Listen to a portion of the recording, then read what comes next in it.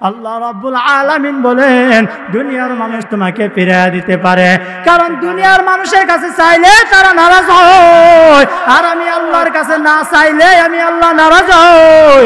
সুতরাং আমি আল্লাহর কাছে চাও, আমি আল্লাহর কাছে চাইতে দেরি করবে, আমি আল্লাহ রাব্বুল আলামিন তোমাকে দিতে দেরি করব না। কেননা তুমি যখন নামাজের মধ্যে দাঁড়াইবা তখন তো আমার প্রশংসা শুরু করবা।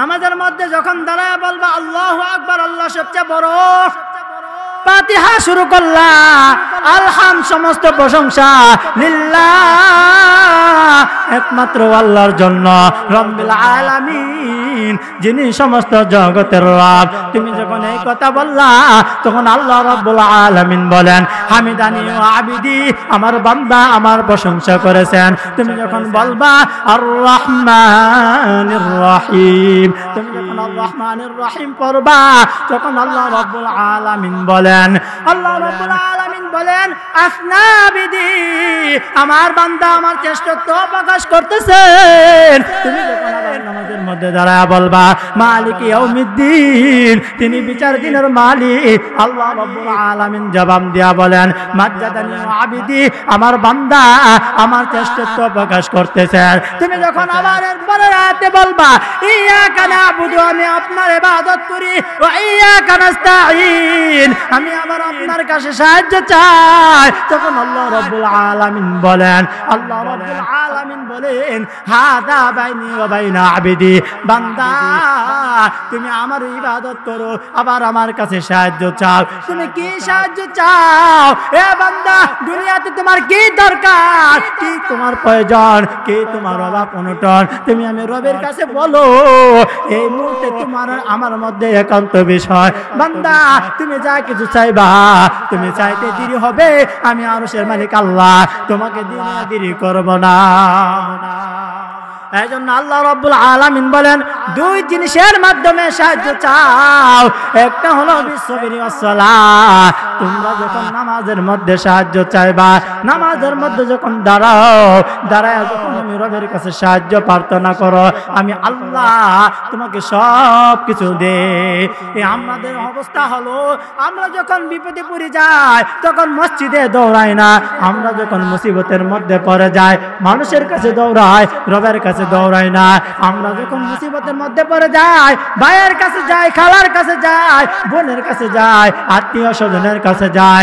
আল্লাহ রাব্বুল আলামিন বলেন দুনিয়ার মানুষের কাছে যখন চাও তখন তারা মুখ বেজার করে ফেলে, আমি রবের কাছে চাও, আমি রবের কাছে চাইলে আমি রবের কাছে চাইতে দেরি করবা, আমি রব তোমাকে দিতে দেরি করব না।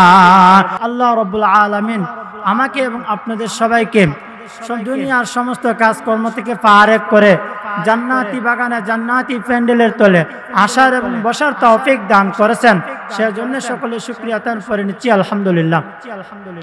আমি যে আয়াত তিলাওয়াত করেছি এই আয়াতে আল্লাহ রাব্বুল আলামিন বলেন ইয়া আইয়ুহাল্লাযীনা আমানুস্তাঈনু বিস-সাবরি ওয়াস-সালাহ ইন্নাল্লাহা মা'আস-সাবিরিন।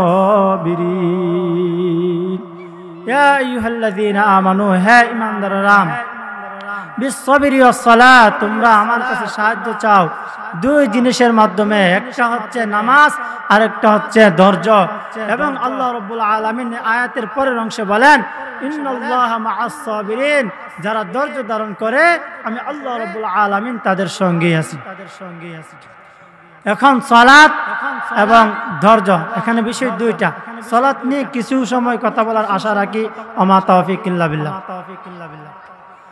এবং আমি যে হাদিস পাঠ করেছি হাদিসের মধ্যে আল্লাহ রাসূল সাল্লাল্লাহু আলাইহি ওয়াসাল্লাম বলেন মিফতাহুল জান্নাতিস সালাহ, নামাজ বেহেশতের চাবি, অর্থাৎ তোমরা নামাজ পড়লে বেহেশতের চাবি পাবে। আল্লাহ রাব্বুল আলামিন কুরআনুল কারীমে কুরআনুল হাকীমের মধ্যে বলেন হে দুনিয়ার ঈমানদার, তোমরা দুইটা জিনিসের মাধ্যমে আমি রবের কাছে তোমরা সাহায্য চাও, একটা হলো নামাজ আর একটা হলো ধৈর্য, এক নম্বর হলো সালাত।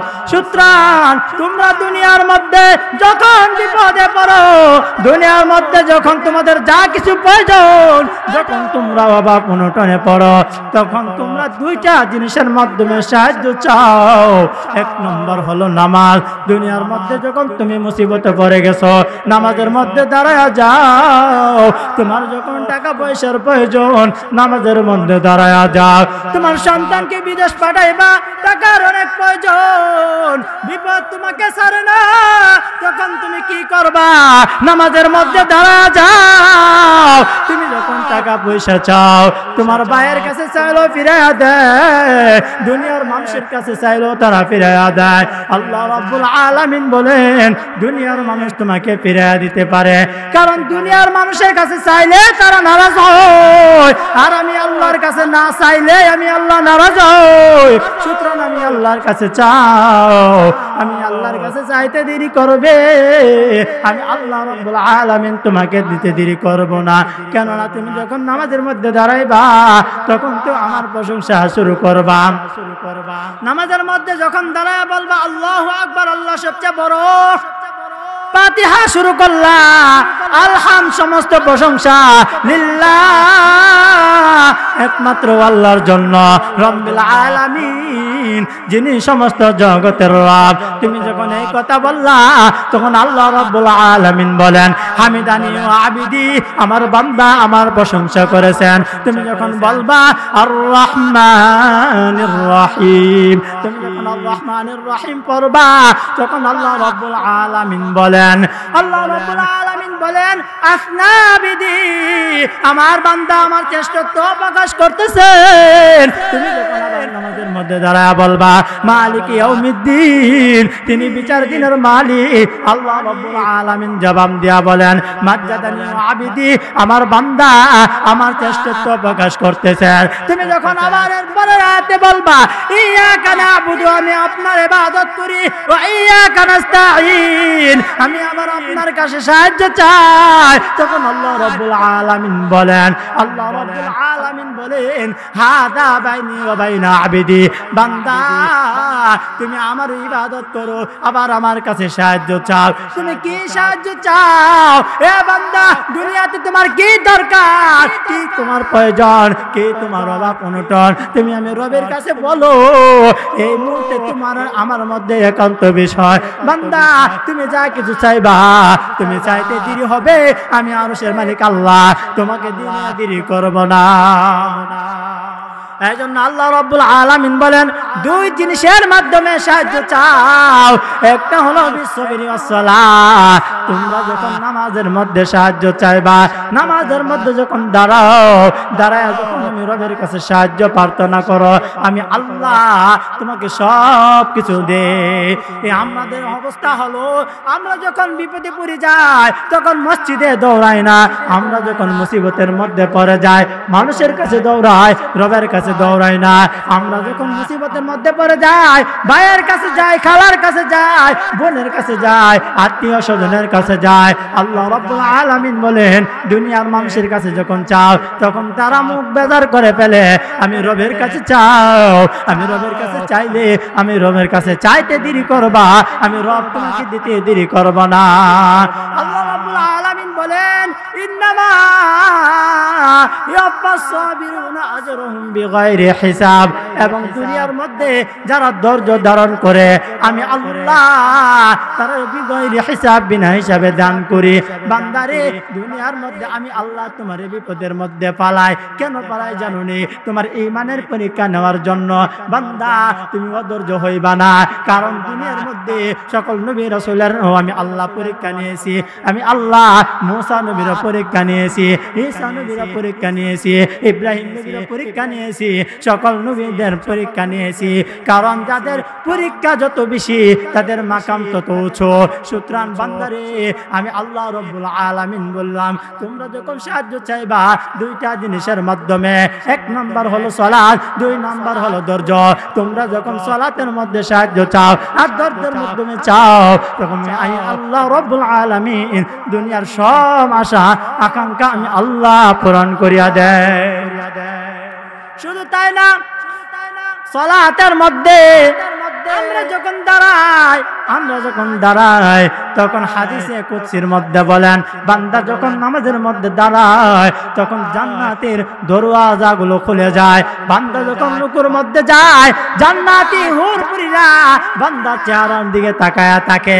শুধু তাই না, বান্দা যখন নামাজের মধ্যে দাঁড়ায় কুরআনুল কারীম তেলাওয়াত করে, বান্দা যখন রুকুর মধ্যে যায় আল্লাহ রাব্বুল আলামিন বলেন, আমি আল্লাহ রাব্বুল আলামিন তার দিকে মায়ার নজরে তাকাই, মুহাব্বতের নজরে তাকাই। আমি আল্লাহ রাব্বুল আলামিন তার দিকে ভালোবাসার দৃষ্টিতে তাকাই। শুধু তাই না, বান্দা যখন নামাজের মধ্যে